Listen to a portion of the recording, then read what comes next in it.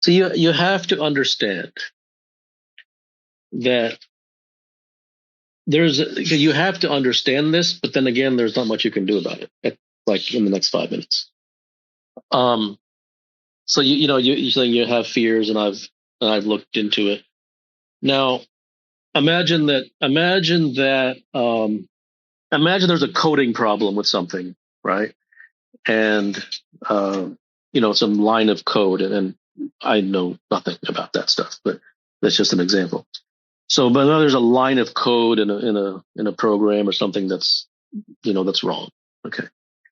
Now imagine that a person who doesn't know, like me, who doesn't know anything about coding, right, was to try to find the problem, and they said, "Well, I've looked into it, but I haven't figured it out."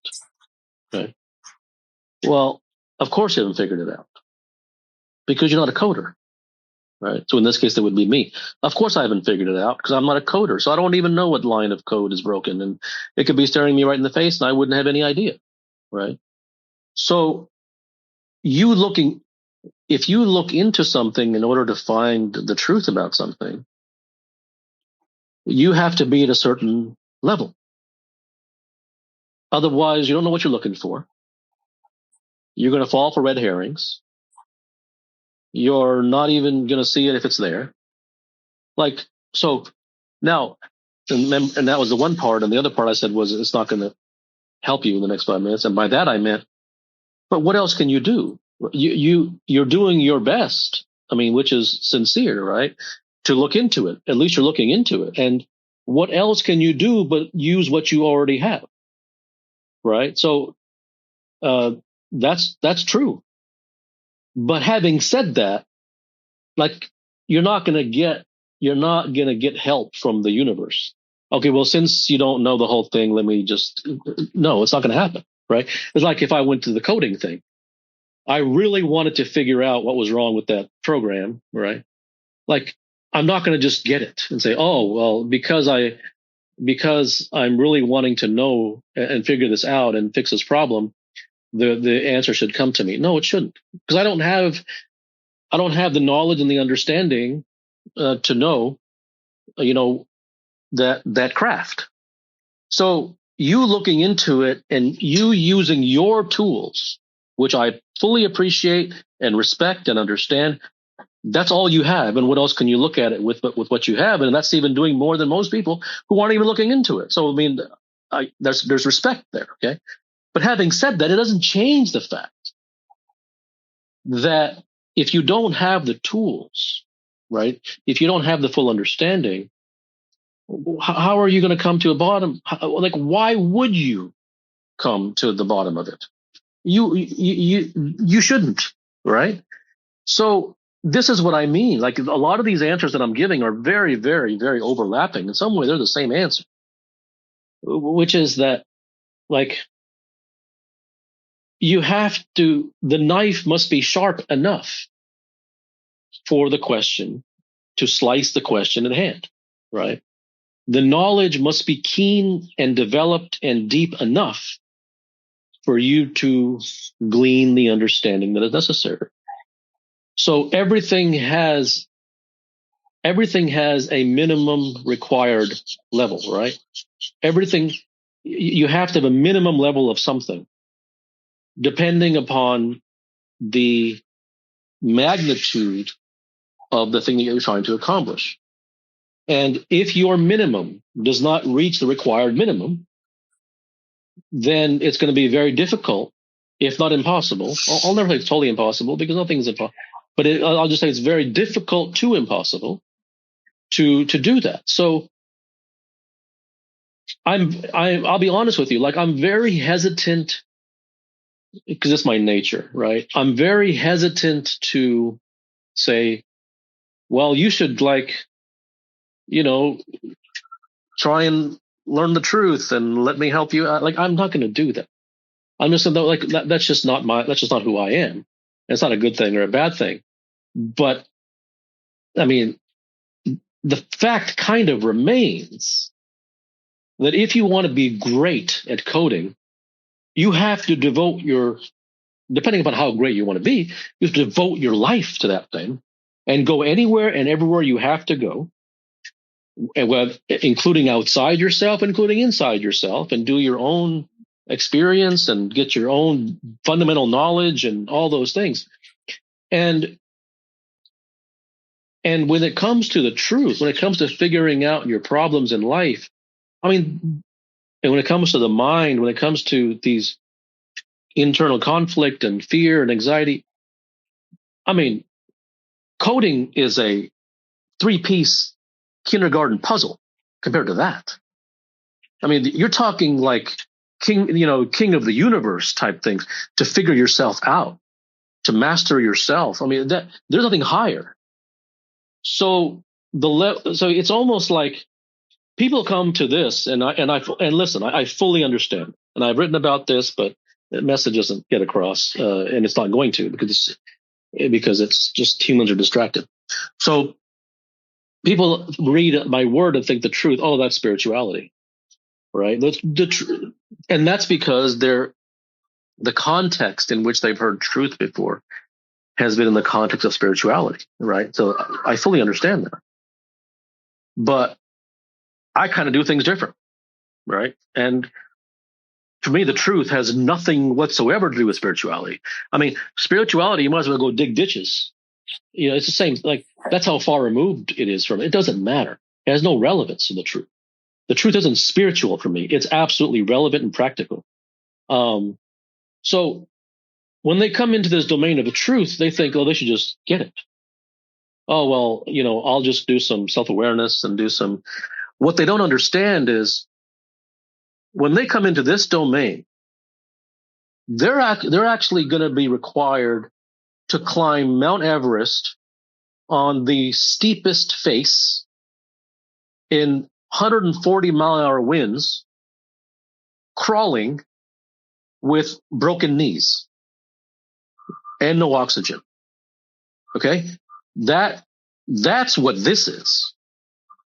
And so the level of knowledge, dedication, determination, focus, willingness, readiness, devotion, obsession, willing to do anything, that's like 475 million times more than any other pursuit in your entire life combined. I mean, you could want to become the best in the NBA, the best in the NFL, the best on the PGA Tour, the best in MLB, right? All in one person in one lifetime.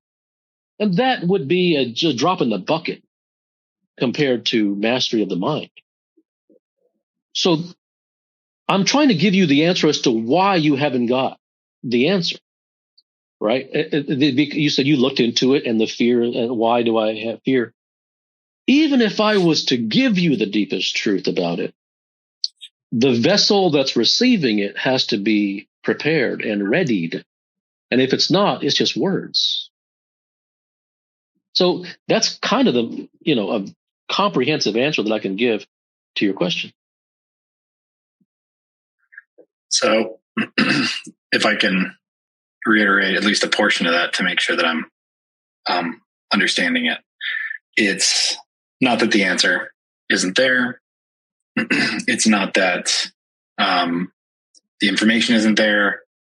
It's that. What do you mean by there? What do you mean by there? Available. Where? Possible to understand. Where? Nowhere. I can feel my mind trying to answer it. So No. But I want to know what you mean. I want to contextually, when you say it's not there, where are you talking about? Is the there? If you mean exists? Is that what you mean by there?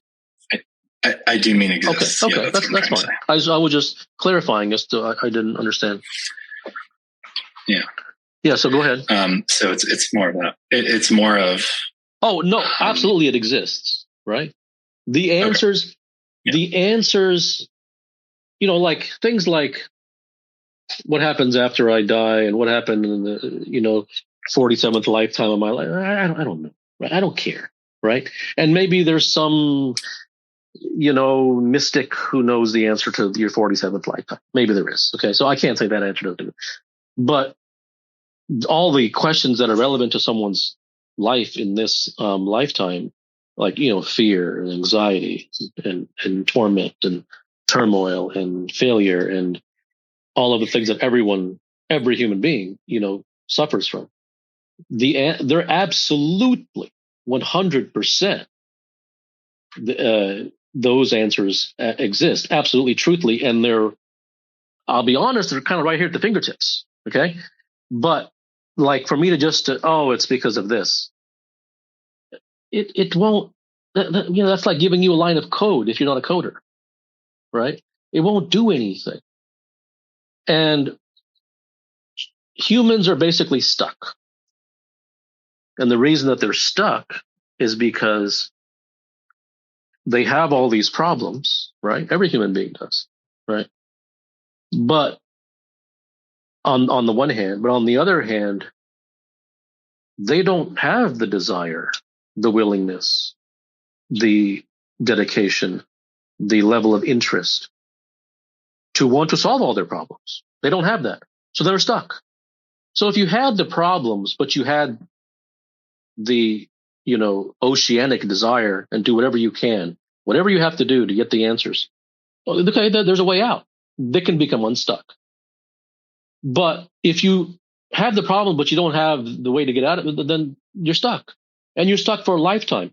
And so their remedy of dealing with that is to say, well, I don't have the desire required for the truth. So what I'll just do like meditation, and which is fine, but it's not going to get rid of your problems. I mean, you might as well go for a walk and go for a run, and those are fine. I mean, but it's not going to give you what you're looking for on a holistic scale.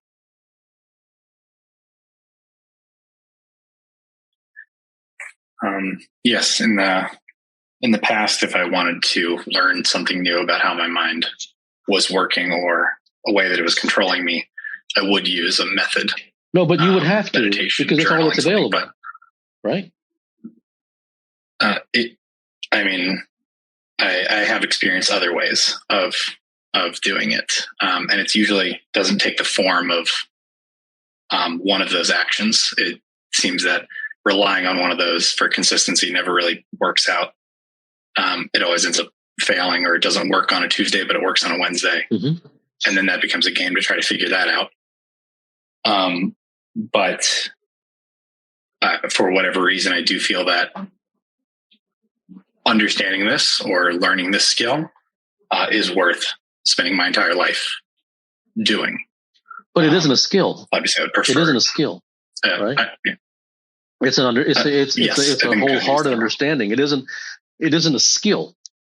You can have skills that help you deal with life, to take the edge off of life. That's fine. I'm not talking about that. I'm talking about real answers of permanence, solutions of permanence. That isn't a skill.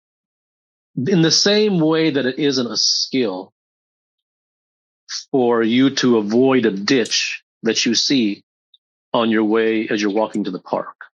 It isn't a skill that you don't dive into the ditch. It's not a skill, right? You didn't practice not jumping in. You have the understanding that if I jump into that ditch, I'm going to get hurt. It's not good for me. That isn't a skill. You'd have to practice that. That's what, it's not a skill. I hate that word. It's not skill is fine for sports and business. That's fine. But I mean, this is not a skill. It gets back to sports psychology and this BS nonsense, spiritual self-help, self-development, garbage. It isn't a skill. It is understanding. Yeah. And it is how deep and how desirous you are of having those understandings which literally transform human lives.